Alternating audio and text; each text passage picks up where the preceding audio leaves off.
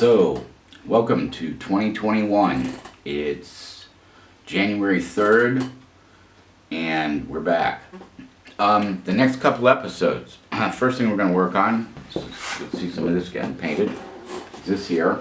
This is the Northern Canal at Groningen. And it's a big painting with a lot of detail work in it. And I'll talk about it a little bit and what I'm doing. It's really not that difficult. The key to any painting like that is the drawing that you do first, or the underpainting if you're working with oils, and the drawing that goes underneath the underpainting. If you've got a good drawing, doing the painting's easy. If you don't have a good drawing, it's going to be a problem. I got an example of that in the next part that we're going to look at next week and beyond. We're going to talk about what started off as this train station at Wernigerode in East Germany, or what used to be East Germany, and the perspective on that painting is not right. So I redid it, and that's what you're going to get instead, which is a lot better drawing, and therefore it'll be a lot better for me. I'm going to work on those two things to start. I've got a couple other landscapes I'm working on. There'll be some more sea beastie paintings. And probably a new fantasy surrealistic series of some sort. And then there's also going to be some episodes on oil painting, because I do that as well. So that's the plan. The other thing is, instead of having music in the background, I'm just going to have talking for a while. And I'm going to talk about what I'm painting, how I'm painting it. I'm also going to talk about, life in general. My observations on what's going on sort of generally in the world, not really in a political sense, just sort of more in a cultural sense, in a big perspective kind of way.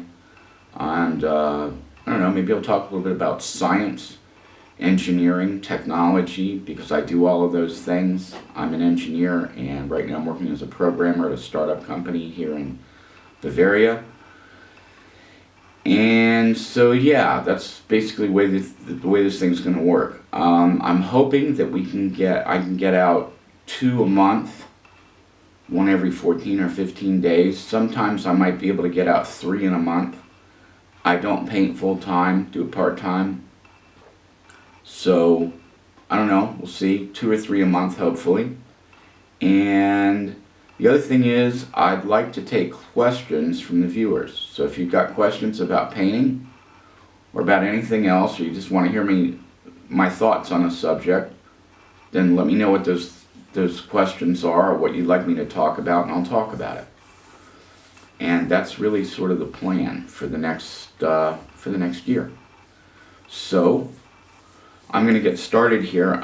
This is going to be a little different. I lost some of the video footage here because I had a bad SD card for my camera. And so it's going to jump a little bit every 10 minutes. I shoot 10 minutes of film at a time, and then I have to start it up again because of the way my camera works. I can't do like a 35-40 minute take. The file system won't allow for it, and also have the high resolution that I'd like to have. And so we're going to do it like that. Yeah, that's the plan. So yeah, send me your questions. Ask me what you want to ask me. I might also have some drawing stuff in here and some perspective stuff at some point. I think that's probably the plan. So stick around, have fun, ask some questions. Let me know what you want to talk about, and that's what we'll do. So, let's get started. So, we're back to this one.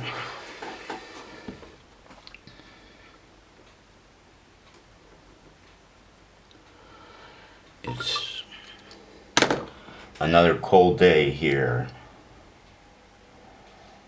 in Bavaria, and there isn't a whole lot more to say about it. One thing that's worth noticing about these is that the paints dry lighter than what you put on. When they're wet, they look darker. That's something you want to keep in mind.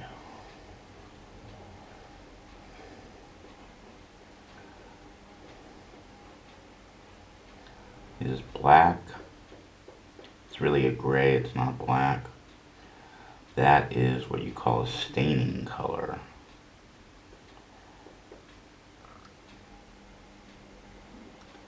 Because it leaves a stain.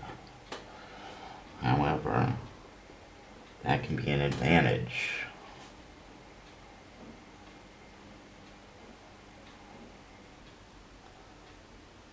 Because now it looks more like there's something back there.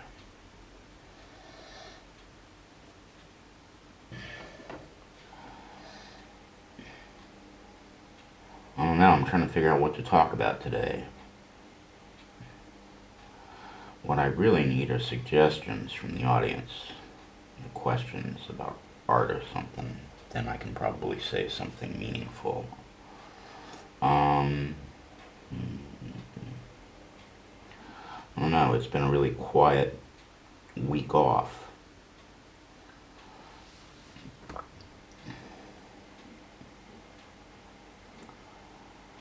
We're under a pretty heavy-duty lockdown here. You can go outside for exercise.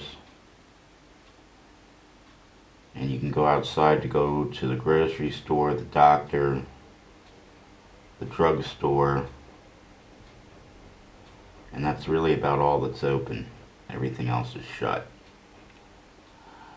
Theoretically, it'll open back up January 10th, given our coronavirus death rate and infection rate and problems that people are having right now. I think it's unlikely, highly unlikely, that we'll see anything really open up again, probably until at least the end of January. It might be longer. It could be as long as middle or end of February.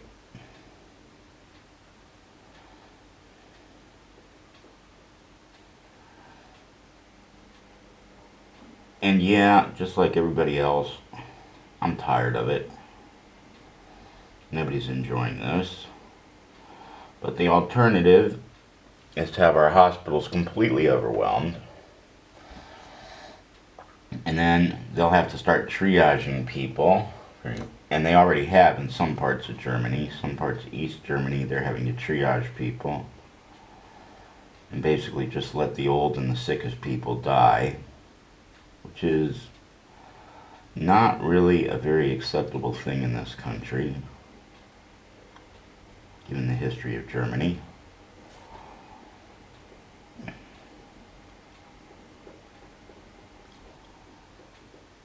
And so, yeah, I think we're probably going to be like this minimally until the end of January, and probably realistically longer than that.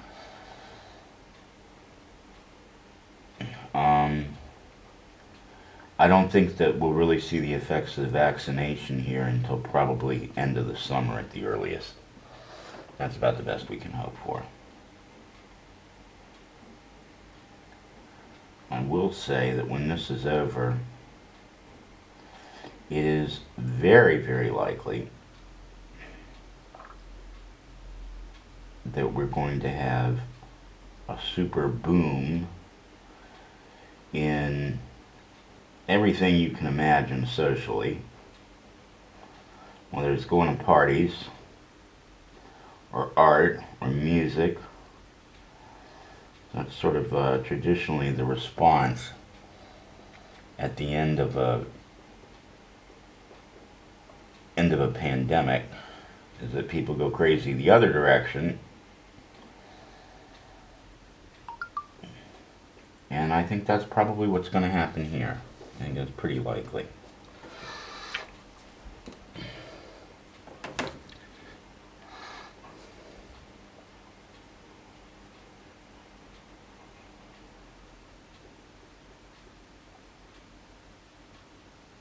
So, if you want to have some fun, post where you're at and what you're doing in this lockdown or non-lockdown.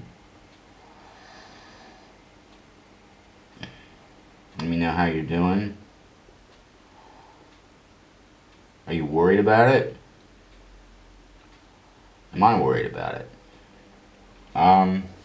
Yeah, a little bit. Although given my constitution and my medical history and everything the docs have told me, the chances are pretty high that they think that I probably will survive it if I get it, and I may have had it, as I've said before. But it is not a very wise idea to go testing this stuff and find out, oh gee, let's go get coronavirus, like the idiots having the coronavirus parties. That was unbelievable. We had those here too. We had dummies running around here thinking they were going to have a coronavirus party, get sick, and then that problem's solved. I've never heard of anything so stupid in my entire life. You're dealing with an illness that is not well understood. The long-term effects of it are absolutely unknown. And for all we know, you could get well, and a year later keel over dead from a heart attack or something else. Why anyone would tempt fate by deliberately getting this is simply beyond me. It doesn't make a lot of sense. And given the number of people who've wound up in the hospital, and that the fact that the hospitals are pretty much overloaded in most countries, it's crazy, man. I don't get it. I don't get why people do stuff like that.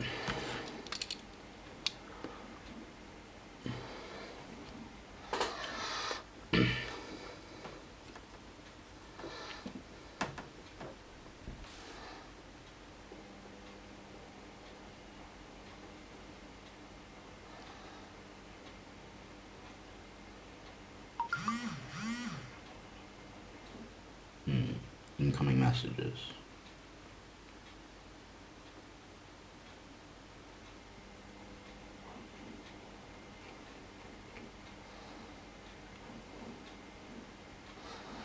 Yeah, I really don't.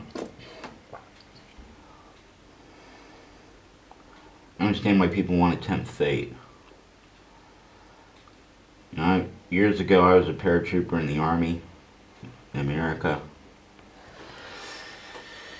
And people think, oh yeah, Chris was a paratrooper, woohoo! That means he'll take all kinds of risks and he's not worried about anything. Well, that's far from the truth.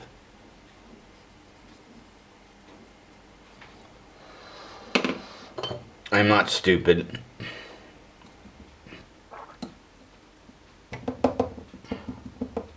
And I'm not about to take unnecessary risks just so I can prove I'm cool. Some people seem to think that I do. And when we were parachuting, we did everything humanly possible to reduce the risk to zero. Very carefully checking to make sure that our equipment was correctly set up and we were in the right place when we jumped. Makes a big difference. You don't want to be jumping into a forest. That's a good way to get killed.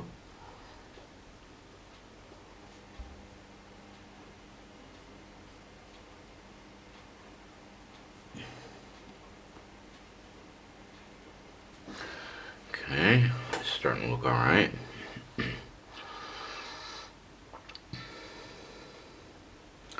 I think I need the in-between size brush here.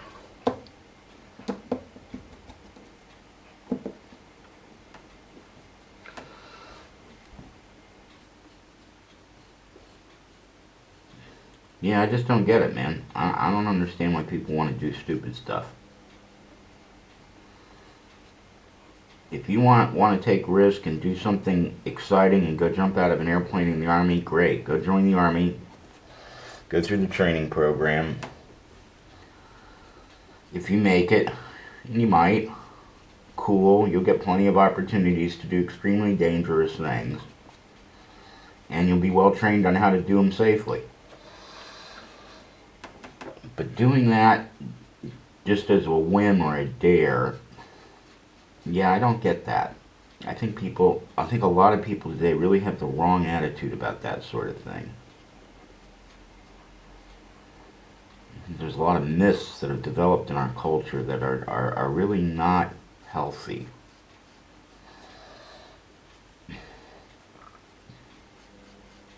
time and place for everything they say. Well, there is. You know? You want to be a badass, then fine, go be a badass. But do it for real. Don't do it stupidly. Go be, you know, an airborne ranger, a Navy SEAL or something. Good for you. The world needs people like that.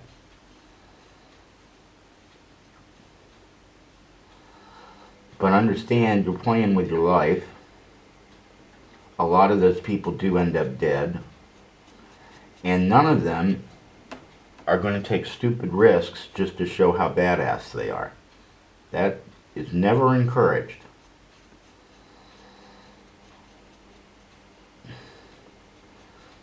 It takes a huge, huge investment of money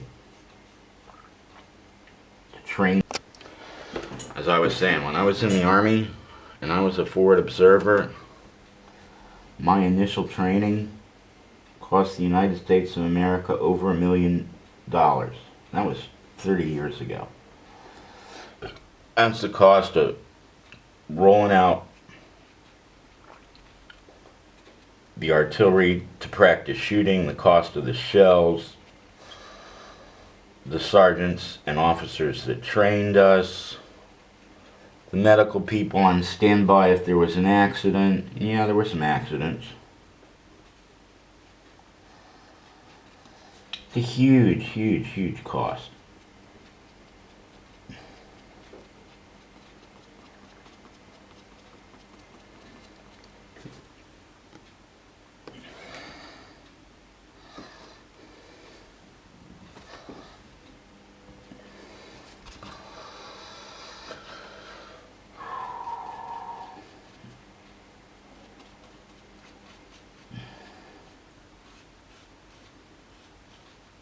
So, I don't know, whatever. God, I can't believe that people would do that for coronavirus. You gotta be kidding me. Why would you take insane risks with an unknown disease? That is just too weird. That really is. Things like that make me think we're seeing the decline and fall of Western civilization or something similar.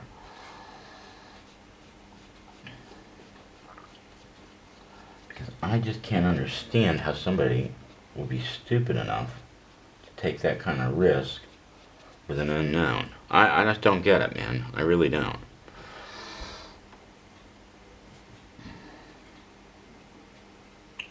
Cool, we almost got the first coat in on these windows.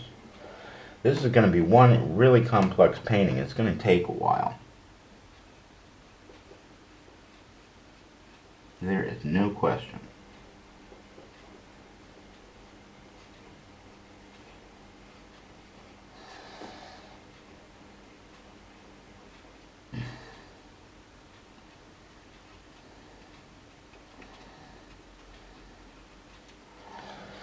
So let's see, what else have I done over my vacation here? I've organized my book collection on my computer. I've got my tablet computer working again so that I can use it for both painting and reading.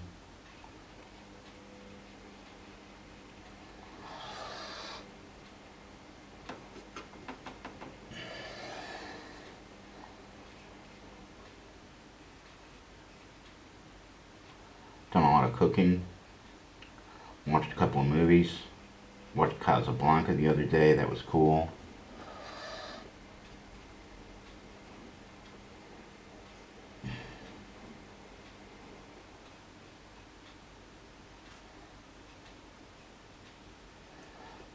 Been chatting with friends on Facebook. Mostly I've been staying inside because it's so cold out. So the days here have been only in the mid to high 20s.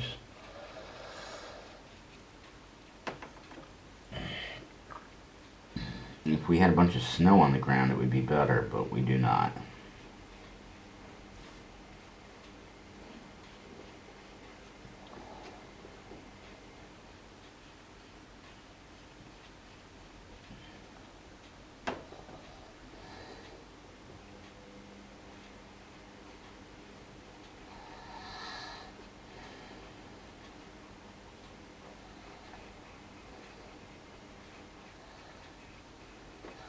watching the news a little bit.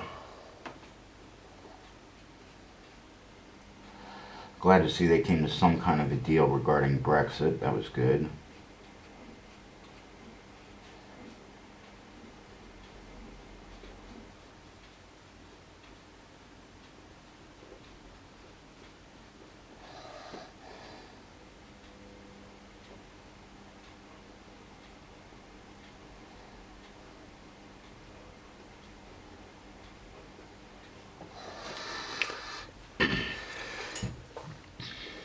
Almost all the windows in.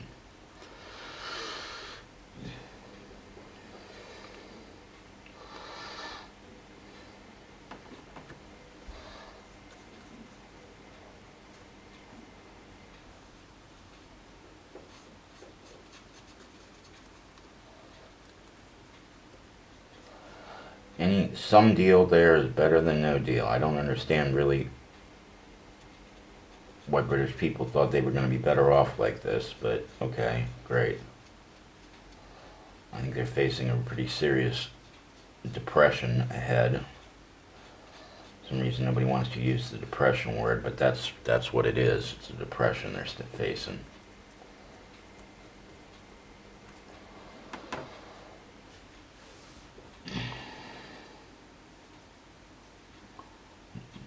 Probably end the financial industry in London.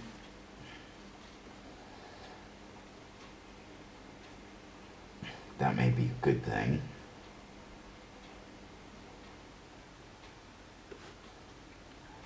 Financial engineering.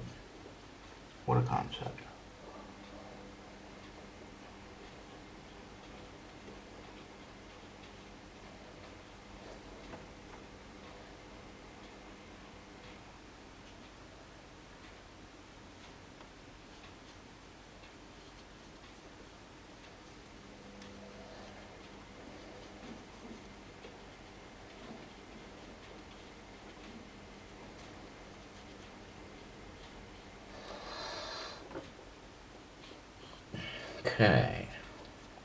Okay, I think what we'll do next is we'll let this dry a bit, and then we'll start looking at the next layer. I want to kind of do these buildings first. I want to kind of work from back to front. Normally that works really well. You work on the back, and then the next layer over it, and then the next layer over it, the next layer over it, and as you get closer, things stand out. You notice some of these trees, I just painted black everywhere. I'm going to go over that with a thicker brown to make out these trees here. And I don't think the gray in the background, those grays are really affected very much. So there you go. Okay, so we're back.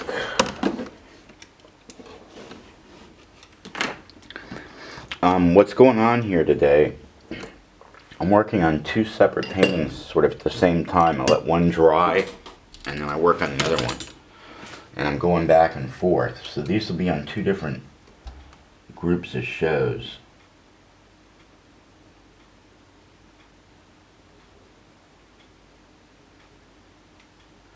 But really they're all being filmed sort of in a row with each other.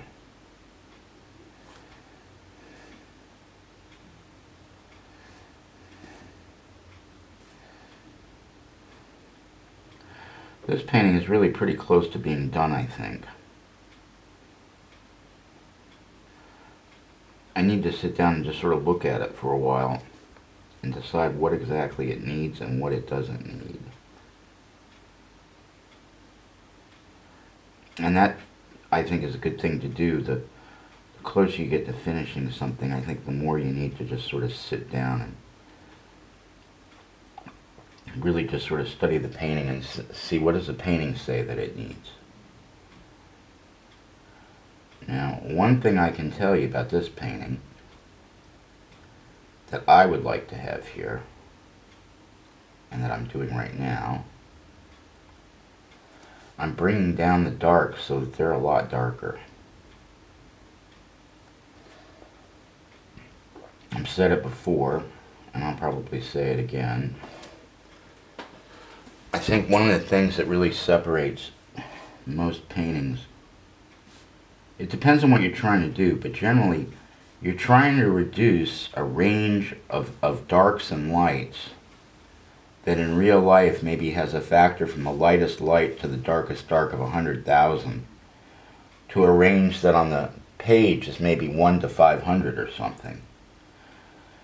And in order to do that, one of the things that you have to do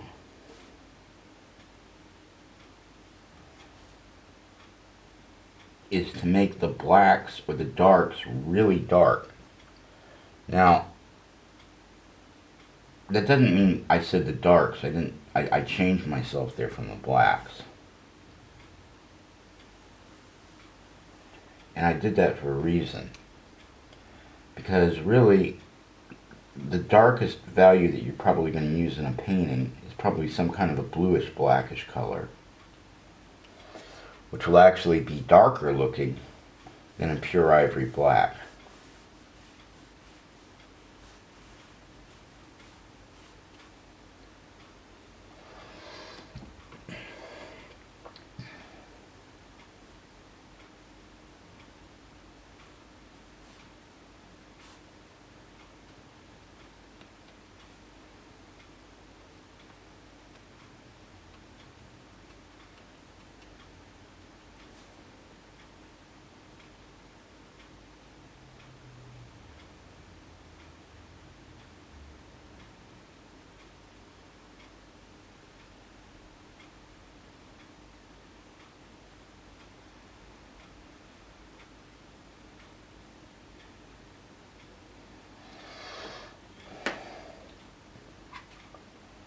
Because bluish blacks just look darker than ivory black.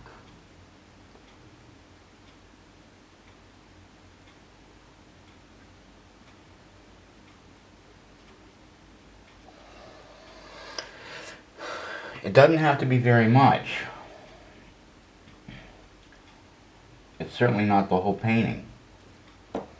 But if you study the great masters a little bit, you see that most of them in their paintings have some place that's really dark and some other places that are really light. And that creates a system of color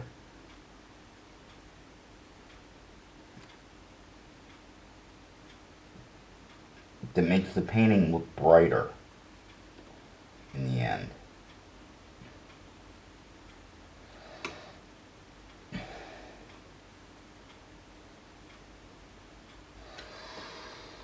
That's definitely a project. It's definitely worth going to any local museum that you have and spending a good 3 or 4 hours just going around and really examine the details of the paintings that you see there. Get up close. Don't touch the paintings, obviously. It's a bad idea. Don't do anything that'll make the guards angry.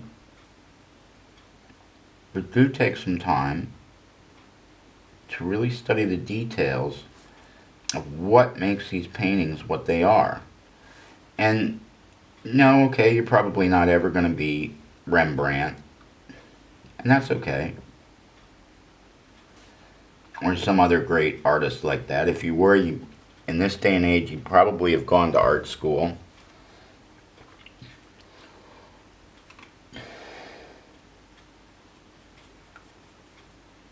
You probably have been drawing since you were about 5 years old. You probably went to art school on a scholarship. And you're probably already internationally famous, but maybe not.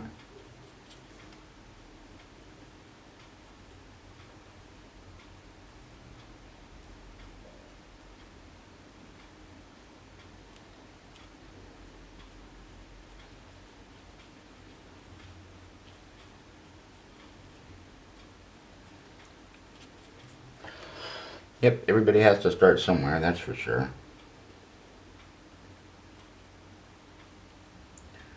And people like Da Vinci, Michelangelo, they all started drawing when they were really, really young. and they worked in places where they were around other artists.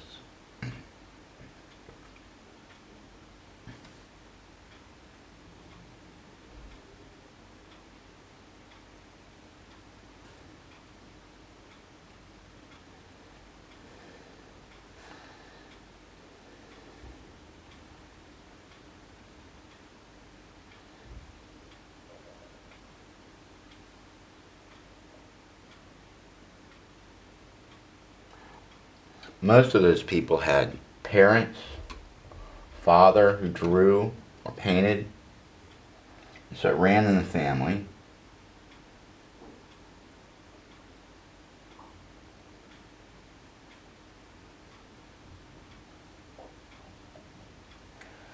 Quite honestly, most of them lived fairly quiet, sedate lives. There are some exceptions, but not a lot. By nature, painting is kind of a sedate activity. And no, my life hasn't always been as sedate.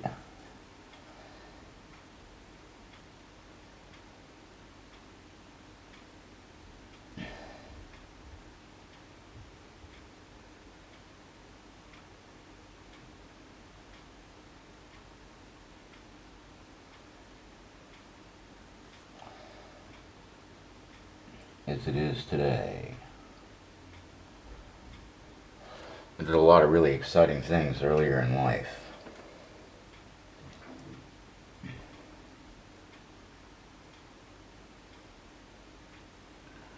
I have no regrets about that. I'm glad I did them. I do wish I'd spent more time along the way doing this because I really enjoy it.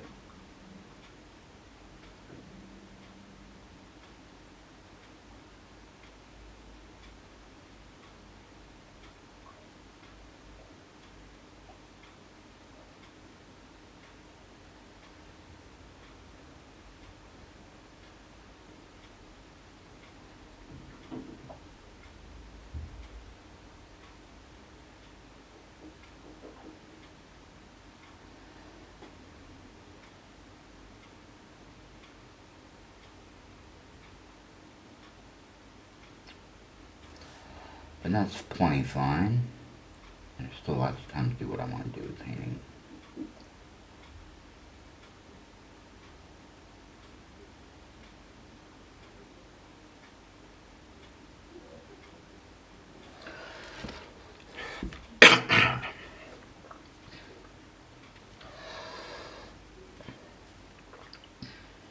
No, I did not have what you would call a sedate life.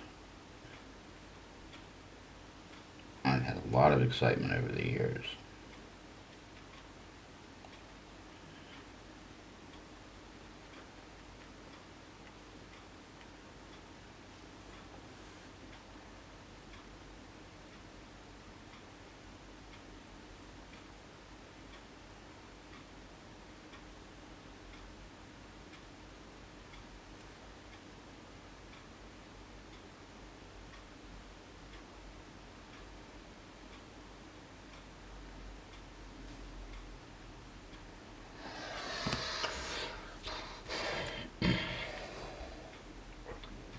Okay, now I need to sit here for a minute and think. I can get going on this and I can just start adding details and then suddenly go, oh my god, what have I done here? This looks insane.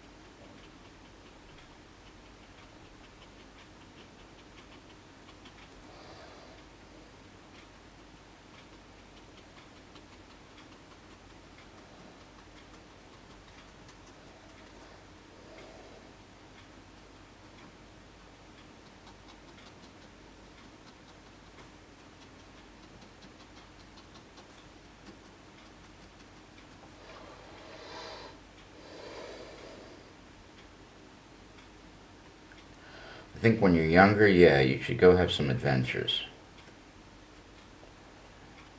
I think those adventures should be carefully thought out.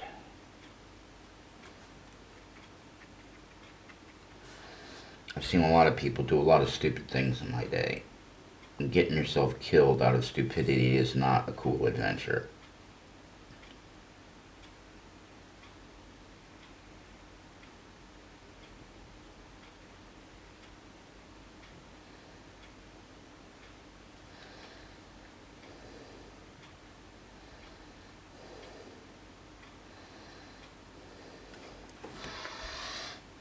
At least that's my opinion.